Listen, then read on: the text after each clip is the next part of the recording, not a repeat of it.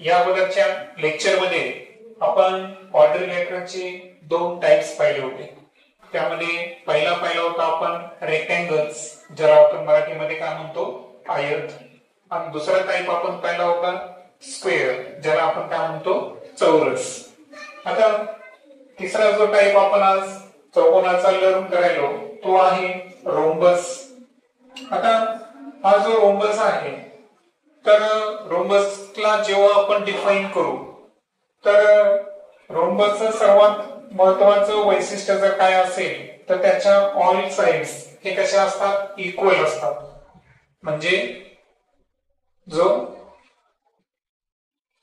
समभुज चौकोन आहे रोम्बस, तर याचं मराठीमध्ये नाव समभुज, म्हणजे सर्व बाजू समान असणारा हा काय आहे, चौकोन आहे.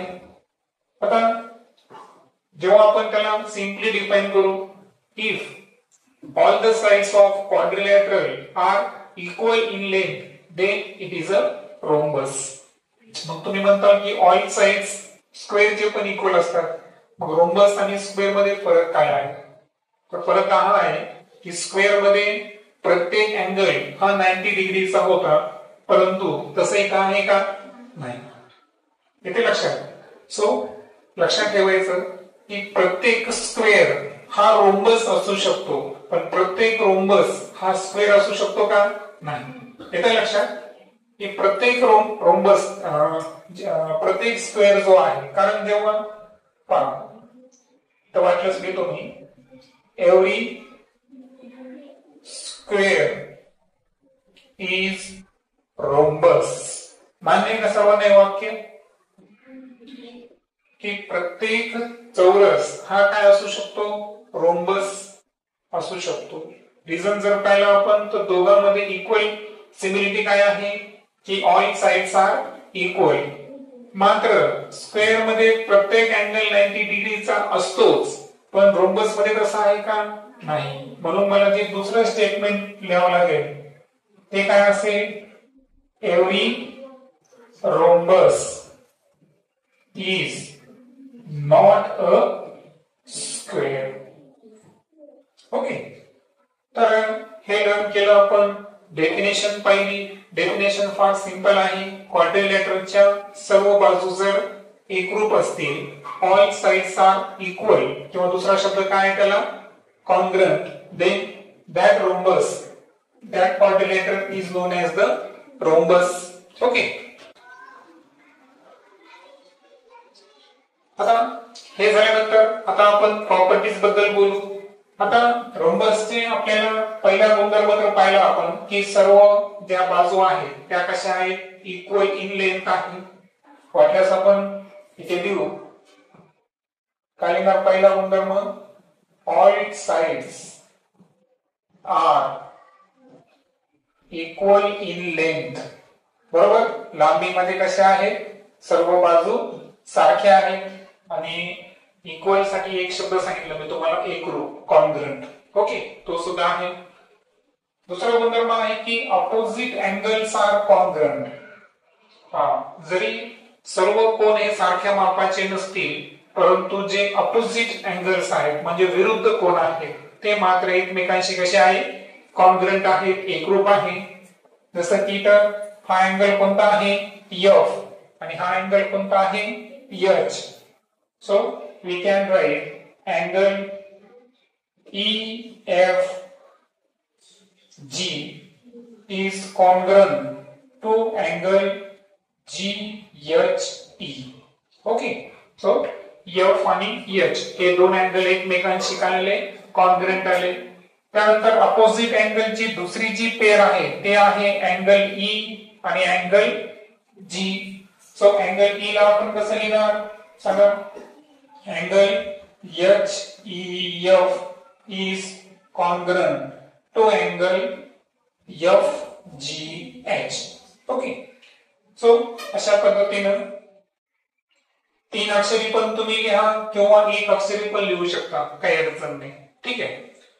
आता अशा पद्धतीनं अपोजिट अँगलच्या किती पेअर्स पाहिल्या आपण, दोन पेअर्स पाहिल्या, आणि दोन्ही पेअर्सचं वैशिष्ट्य आहे की विरुद्ध कोन हे एकमेकांशी का असतील, एकरूप असतील. त्यानंतर पुढचा नियम आहे डायगोनल्स बायसेक्ट्स अपोजिट अँगल.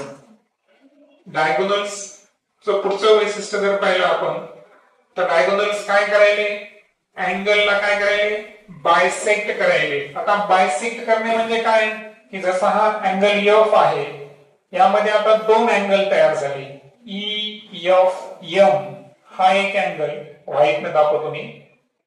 ओके, तर पहिला अँगल कोणता आहे ई एफ एम, दुसरा अँगल कोणता आहे एम एफ जी.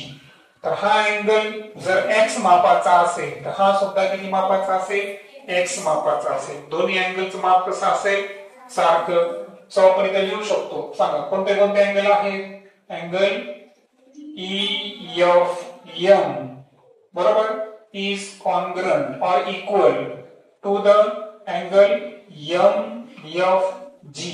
कारण इथं काय झालं, ही जी एफ एच आहे, एफ एच म्हणा किंवा एफ एम म्हणा, तर हा या ठिकाणी अँगल बायसेक्टर आहे. काय आहे, अँगल बायसेक्टर. कारण पहिली जी डायगोनल आहे आपली, सांगा पहिली डायगोनल कोणती आहे ईजी आणि दुसरी डायगोनल कोणती आहे एफ एच. या ज्या डायगोनल्स आहेत या डायगोनल्सनी हा जो रोम्बस आहे त्या प्रत्येक कोणाला काय केलं, बायसेक्ट केलं. कोणाला बायसेक्ट केलं म्हणजे याचा अर्थ काय की इथं जी निर्माण होणारी जी अँगलची पेअर आहे प्रत्येक कोणाजवळ ती कशी असेल, सारख्या मापाची. समजा आता हा अँगल आहे वाय मापाचा, तर हा अँगल सुद्धा किती असला पाहिजे, वायच मापाचा असला पाहिजे. आता मी तुमच्या समोर फक्त एक पेअर लिहिली, अशा तुम्ही किती पेअर्स लिहू शकतात बरं, 4 पेअर्स. बरोबर आहे का. एफ कोणाजवळ बायसेक्ट केलेल्या दोन अँगलची पेअर, नंतर ई जवळ एच आणि जी, असे किती करणार तुम्ही 4. त्यानंतर फायनली पाहू आपण शेवटचा नियम, diagonals bisects and perpendicular to each other. म्हणजे ज्या डायगोनल्स आहेत ह्या एकमेकांना काय करायले, बायसेक्ट पण करायले आणि परपेंडिक्युलर म्हणजे एकमेकाला काय त्या लंब सुद्धा आहेत. आता पहा बायसेक्ट करायले म्हणजे काय की पहा आता पहिली डायगोनल होती ईजी, दुसरी आहे एफ एच. आता या कोणत्या बिंदूमध्ये छेदल्या, एम बिंदूमध्ये. तर जितकं माप कशाचं असेल ईएम च, तितकंच माप कोणाचं असणार एमजी च. त्यानंतर जितकं माप एफ एम च आहे तितकंच माप कोणाचं असणार एम एच. बरोबर. सो अशा पद्धतीनं जे डायगोनल्स आहेत ते एकमेकाला काय करतील, बायसेक्ट करतील. सो बायसेक्ट केल्यामुळे सांगा दोन पेअर्स तयार होतील.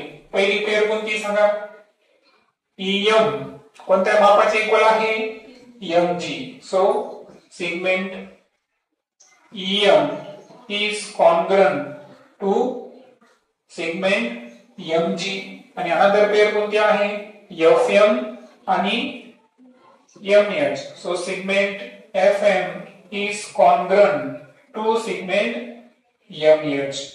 आता हे झालं बायसेक्ट केलं. पण बायसेक्ट नंतर आणखीन एक शब्द आहे की त्या एकमेकाला काय आहे, परपेंडिक्युलर आहे.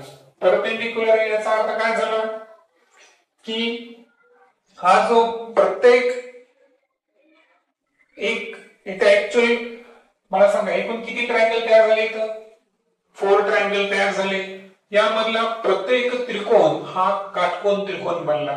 कशामुळे, कारण हे जे बायसेक्टर्स होते यांनी एकमेकांना परपेंडिक्युलर असल्यामुळे इथं किती 4 तयार झाले, 4 काटकोन तयार झाले है ना.